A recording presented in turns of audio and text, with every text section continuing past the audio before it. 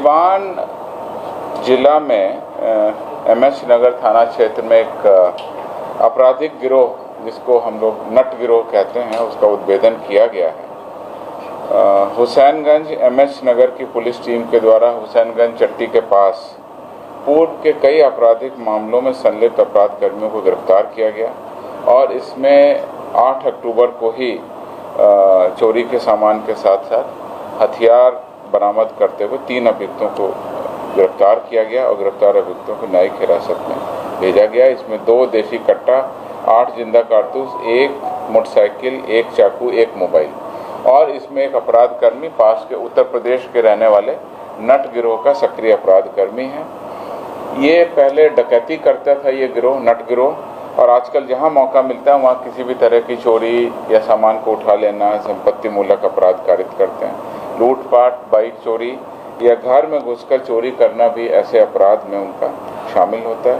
MS नगर थाना कांड में पूर्व में 2 डकैती के कांड हुए थे, उन कांडों में भी इनकी उपलब्धि है और मुख्य रूप से इसमें डकैती के बहुत सारे सामान भी बरामद हुए। मधेपुरा के कुमारखंड थाना क्षेत्र में मेला दशहरे का लगा हुआ था और उसके बाद में वो मेला कुछ दिनों तक आगे भी चलता है। उसमें पुलिस को सूचना मिली कि कुछ अपराध कर्मी घूम रहे हैं और उनकी डकैती करने की और अपराध करने की योजना है। तो रात्रि में इस तरह की सूचना मिलने पर कुमारखंड थानाध्यक्ष जो मधेपुरा जिला का है उसके द्वारा पुलिस बल को सक्रिय किया गया और पुलिस बल को देख करके वहाँ से अपराध कर्मी भागने लगे, लेकिन वहाँ पर एक टियागो गाड़ी मिली जिसकी डिक्की से एक देसी पिस्तौल, 6 कारतूस मिले। इनको हम लोगों ने जब्त कर लिया है और जो अपराध कर्मी गाड़ी छोड़ के भागे हैं उसकी दिशा में हम लोग कार्रवाई कर रहे हैं, शीघ्र ही इसका उद्भेदन करेंगे। सारण जिला के माझी थाना अंतर्गत 2 अक्टूबर को अज्ञात अपराध कर्मियों के द्वारा एक घर में लूट की घटना करते हुए ज्वेलरी लूट की घटना हुई थी। इस घटना का पुलिस ने 5-6 दिनों के अंदर ही सफल उद्भेदन कर लिया है और पुलिस को सूचना मिली कि माझी थाना के ही ग्राम जई छपरा में कुछ अपराध कर्मी बैठ करके आगे भी लूट की घटना कर सकते हैं, ऐसी योजना बनाए जा रही है। वहाँ पर पहुँचकर 5 अपराध कर्मियों को गिरफ्तार किया गया। उनके पास में 2 देसी कट्टा, 1 जिंदा कारतूस, चाकू, मोबाइल, लूटे गए आभूषण बरामद किए गए। ये घटना 2 अक्टूबर की थी। स्थानीय पुलिस के द्वारा 4-5 दिनों के अंदर में ही पूरे गिरोह का उद्भेदन कर लिया गया और लूटे गए सारे आभूषण वगैरह वहाँ पे जो भी सोने के, चांदी के जो थे सारे बरामद कर लिए। ये अपराध की कुछ मुख्य उपलब्धि हैं जो मैं आपके सामने रख रहा हूँ। पिछले फ्राइडे को ही हमने डिटेल में बताया था कि किस तरह पुलिस के द्वारा रोको टोको अभियान के अंतर्गत मोटरसाइकिलों की बरामद की गई। आज नट गिरोह का उद्भेदन और डकैती कांड का उद्भेदन मैंने आपको बताया। पिछली फ्राइडे को आप लोगों ने ERSS के बारे में बताया गया था, मैं आपको बता दूं। पहले से आप लोगों को जानकारी भी है। दिनांक 6 जुलाई को इसका लोकार्पण किया गया प्रथम चरण का। पुलिस, अग्निशमन सेवा, चिकित्सा सेवा को डायल 112 के अंतर्गत इंटीग्रेटेड कर दिया गया है। अन्य आपातकालीन योजनाओं को भी सेकेंड फेज में इससे जोड़ने की योजना है। इसमें voice call, SMS, email, panic SOS request तथा वेब के माध्यम से भी रिक्वेस्ट भेज सकते हैं या सीधे आप समझ लीजिए। आम जनता के लिए मैं कहना चाहता हूं आपके माध्यम से कि 112 को डायल करें किसी भी लैंडलाइन से, मोबाइल फ़ोन से, तो ये सुविधा आपको उपलब्ध हो जाएगी। ये इमरजेंसी रिस्पांस सिस्टम के अंतर्गत है। इसमें अभी तक कुल 25,533 इवेंट्स के 25,533 इवेंट्स के पंजीकृत होने की सूचना है। घरेलू हिंसा के 13% मामले इसमें आते हैं। दुर्घटना के 9% मामले इसमें आए हैं। चिकित्सा की जो सुविधाएं जिनको ज़रूरत पड़ती है उनकी 6% मामले सामने आए हैं। सामान्य विधि व्यवस्था के आपसी झगड़े के 40% मामले आए हैं। शराब के 7%, लूट या चोरी करते या इस तरह की घटनाओं से संबंधित 4% मामले आए हैं। पब्लिक रोड पर कोई गड़बड़ कर रही है, न्यूसेंस कर रही है, उसके 7% मामले आए हैं। अग्निकांड के भी रिपोर्ट आ रही है इसमें, तो अग्निकांड के 2% मामले आए हैं। प्रथम चरण में 400 की संख्या थी हमारे पास वाहनों की। सेकेंड चरण हम लोग फाइनल कर रहे हैं, तो उसमें ये संख्या बढ़ करके लगभग 1800 वाहनों की हो जाएगी। इस सेकेंड चरण में हम लोग मोटरसाइकिल भी दे रहे हैं और इसमें mobile data terminal, SIM card और ERSS एप्लीकेशंस भी होगा।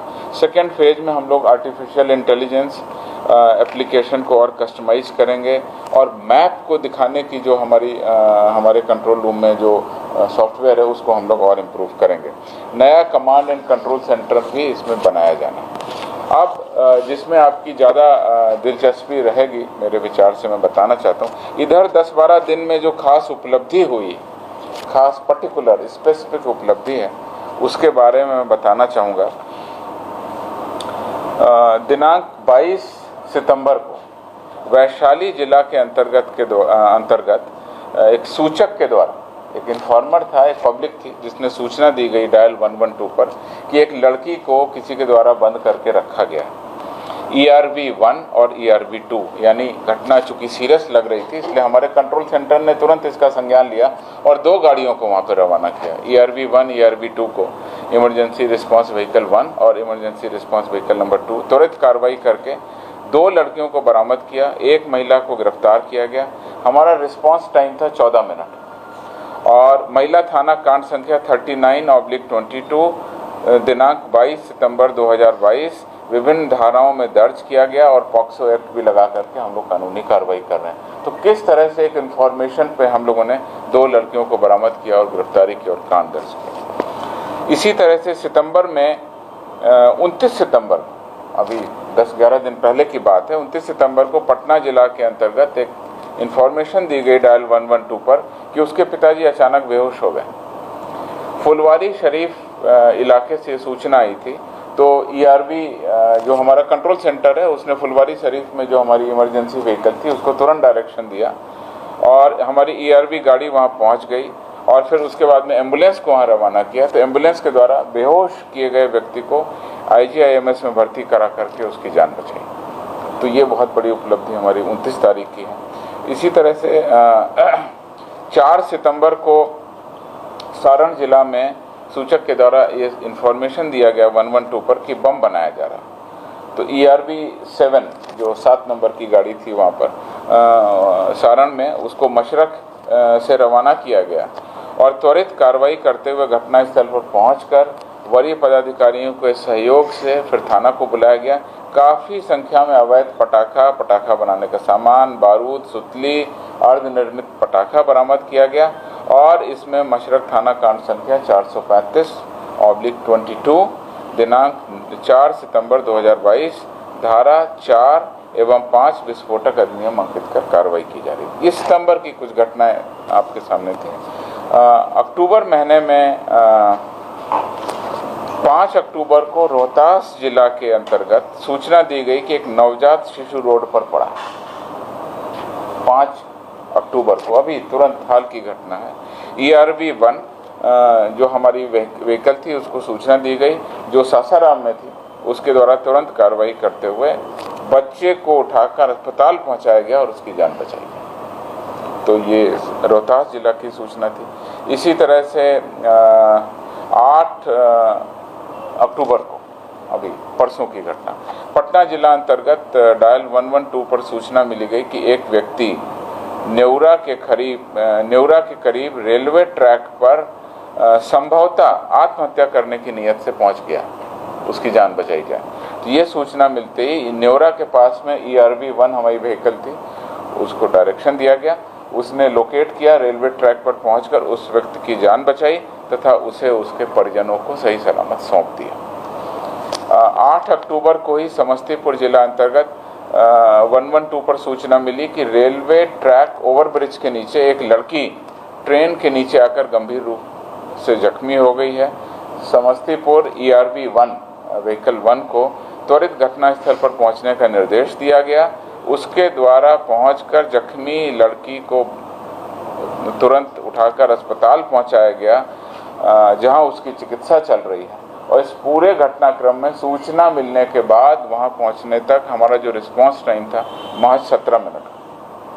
तो ये कुछ उपलब्धियां थी जो हम आपके सामने रखना चाहते हैं कि किस तरह से हमारी जो वाहन है या इमरजेंसी रिस्पांस सिस्टम है वो आम जनता के लिए, बिहार के नागरिकों के लिए एक तरह से बहुत ही इम्पोर्टेंट, लाइफ सेविंग और किसी भी विधि व्यवस्था के मामले में, अपराध के मामले में त्वरित कार्रवाई कर रहे हैं। फेज़ 2 का जल्दी ही हम लोग डिटेल प्रोजेक्ट रिपोर्ट बना